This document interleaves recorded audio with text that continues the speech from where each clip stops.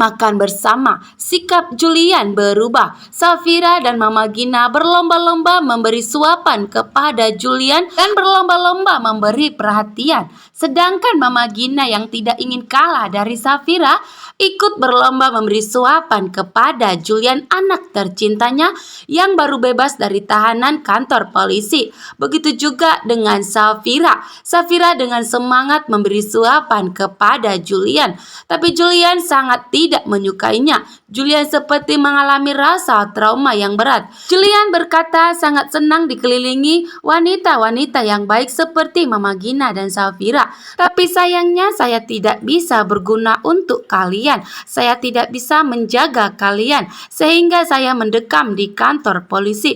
Mendengar itu, Mama Gina dan Safira dan Alfa tetap memberi semangat kepada Julian, mengatakan bahwa Julian sangat berguna. Julian adalah kepala rumah tangga di rumah ini.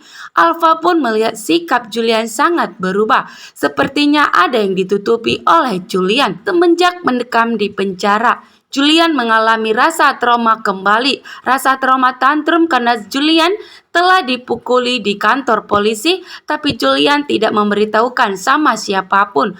Di kantor polisi selama 5 bulan ini, Julian sangat menderita. Julian dipukuli habis-habis oleh anak buah Rafael yang telah dibayarnya untuk menyiksa Julian.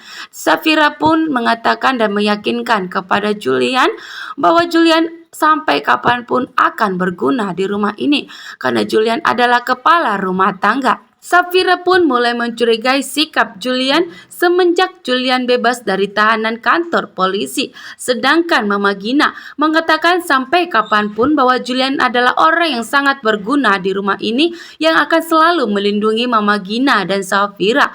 Julian pun merasa lega, tapi Julian merasa dirinya tidak berguna lagi semenjak mendekam di penjara karena difitnah.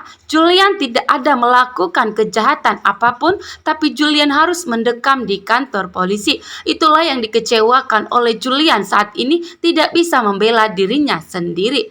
Kembali di rumah Yuda, Dania menemui Yuda dan meminta kepastian dengan hubungannya.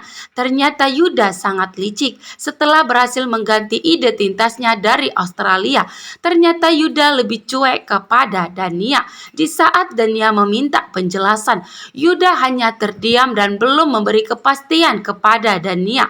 Sedangkan Dania sangat berharap agar Dania mengerti bagaimana membuat perhatian kepada Yuda. Perhatian sayang atau perhatian hanya sekedar teman.